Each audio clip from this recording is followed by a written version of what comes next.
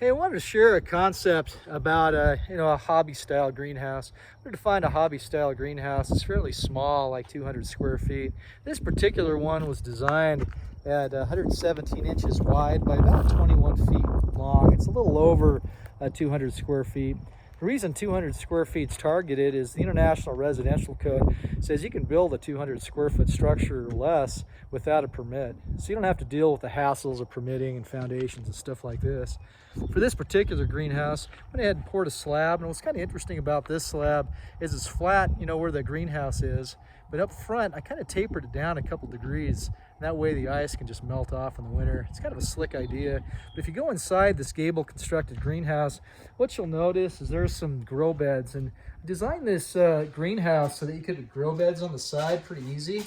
And what that does is it allows you to have easy and fairly inexpensive grow beds by using the frame of the structure of the greenhouse itself to hold the beds and the glazing on the outside of the greenhouse to retain the soil. So here, what I did in this particular one, similar to what I did on another one of my greenhouses, is for the raised beds, went ahead and put in some wood chips, and these wood chips were free from the local tree trimmer, and I inoculated those wood chips with various mushroom varieties.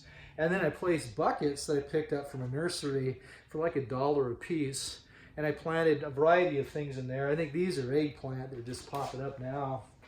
But I have eggplant in here, cauliflower, cabbages, just a bunch of different stuff.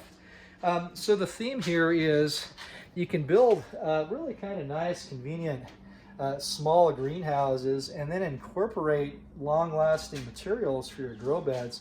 If you think about it, normally using wood, like 2x12s, you put a couple 2x12s down there. If they're pressure treated, you're going to have the copper sulfate leach in.